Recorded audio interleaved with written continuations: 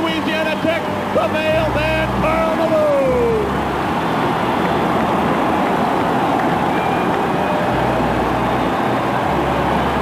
And a milestone for Karl Malone, who converts a miss here by Jeff Hornacek and becomes the first player in NBA history to score 2,000 points 9 straight seasons. The Mailman led Utah with 32. Despite a recent record run of 5 straight games of 40 or more points. No rookie had done that. All of those were losses, however. Iverson voted Player of the Week, but Karl Malone wasn't impressed, saying, quote, "It's a mockery of the game. 0-5 and you score 40, so what? In this game, the name of the game is to win with pride or lose with pride." Karl Malone thought it was a disgrace to basketball. One way is to bring the ball to the side court, chase this wingman through so that he cross screens for the big man coming under.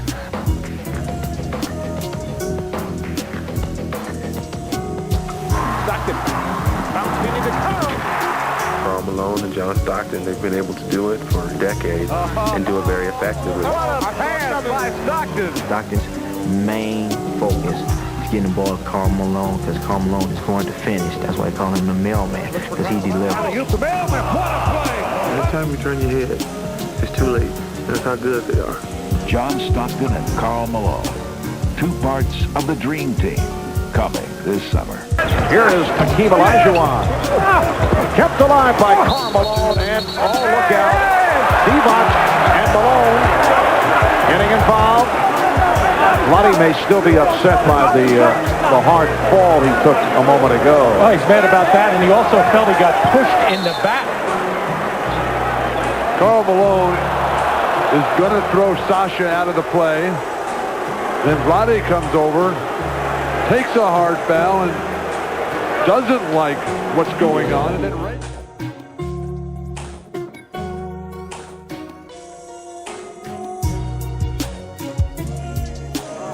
pick and roll, but it was broken up. Now we see the USA defense making the fundamental play here, forcing the man to his left, although Karl Malone's ankles seem to shake a little bit there. I'm a victim of child abuse. My life has been ruined because someone abused me very badly. Every day I fight to survive the flashbacks and nightmares. The effects are devastating, and for me, it's lasted my whole life. I suffer because I can't trust anyone. I want to fight back. I want people to know it's wrong to abuse children. Not only did Karl Malone move into number 2 spot all-time in NBA scoring, passing Wilt Chamberlain, Karl Malone, the center of attention in Salt Lake City tonight. 8 points away from passing Wilt Chamberlain for number 2 all-time on the scoring charts. He hits a jumper, and then he hits another jumper. He's 4 points away, and Karl Malone is now 2 points away. His wife, Kay, and the kids. Not impressed. Yeah, excited. Exactly. Dad's going to set another milestone. Here we go. And He's a Kareem fan. gets the roll. And they're on their feet at the Delta Center. Malone would finish the night with 31. And he would also finish the night watching from the side, because he got tossed late in the game. Second technical of the night. Still the Utah Jazz winning it at home over the Toronto Raptors, who are now 1-3 without Vince Carter. I guess it wasn't as happy a night as we thought it was. Let's no damper on the festivities. They won the game, and he got the 31 points. He was hoping to pass Kareem tonight, too. He's mad about that. 98-84. So is he going to do what you think? He needs, like, the way we calculated it, Tom Squashik, our Dean of Research, saying that if he keeps scoring 23.2 a night and plays all the time, it's 299 games.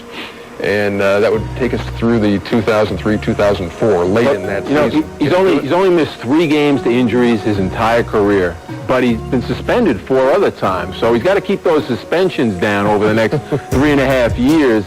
I don't think he can break it. As great as he is, as durable as he is, it's a long way to go, and also to maintain what he's doing now, very difficult. He also said tonight that he's not going to come back if his skill levels dip at all. He's not going to come back if he has to play like 15 minutes a game, and he's not going to come back off a serious injury. He's just not going to stick around just for the record. But one other thing, it's safe to say that if he does break the record, he will never break Kareem's record for championships, because Kareem won 6. Exactly. Kenny, what do you think? I think the biggest thing is that just us talking about it, it's really a testament to him, because if you look at where he's come from, a guy who, when he first got into the league, he was just basically a power player. He really had no jump shot. Now, in the latter stages of career, that's his mainstay. He couldn't shoot free throws. Now he goes to the line, he shoots over 75% from the line. So right now, I wouldn't bet against him, because he did so many things that you would not accustomedly see from a guy. Look at his stature. When he first came into the NBA, he was not the same physical stature that he is now. Right. All of those things. He looks like he's grown to. He looks like one of those 18-wheelers. You know, you couldn't pay him a higher compliment. Chant of MVP for Karl Malone right from the start, although that can do funny things in the opposite way, because it could also fire up number 23, Michael Jordan. Well, Michael has said from the very beginning of this so-called controversy that it didn't bother him. Good luck to Karl Malone. He deserved it, but Michael Jordan does not like to come in second in anything. Chicago with the lead! And there's something much to educate people about HIV and AIDS. After he retired in '91, the NBA Players Union created an extensive education program. Since his return, his office has been flooded with faxes from people who suffer various illnesses saying he has been an inspiration. People are learning. This time around, Johnson has met with little resistance from other players, and that includes Karl Malone, once very outspoken.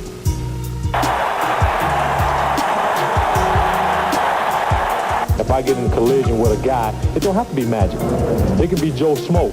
But the fact of the matter is, if you got the AIDS virus, it'll be hard for me to play as hard as I'm capable of playing.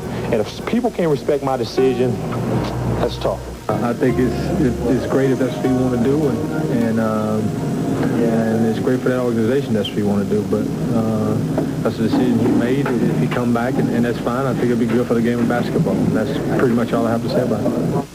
Magic and the Mailman will meet tonight as the Lakers take on the Jazz, and perhaps this matchup will be one of the most important in the battle to educate people about HIV. In December 1991, Utah's Karl Malone sent a message to Isaiah.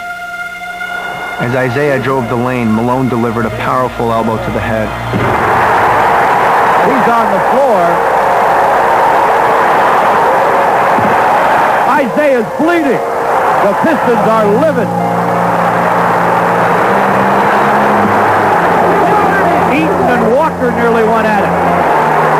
And Louis Brillo still has his arms around Darryl Walker as they head down one of the exit ramps.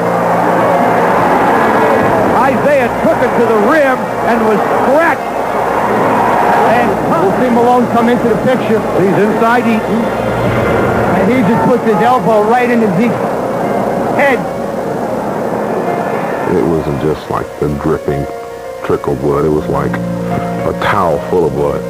I do think the hit was intentional. I mean, you talk about a cheap shot. That was ugly. Isaiah received 40 stitches on the scene, walked back on the court, and finished the game. He comes back into the game, and the point isn't just that game. The point is the statement that it makes, you know? You're going to have to kill me to finish me. I wasn't going to quit. I wasn't going to let that stop me from competing.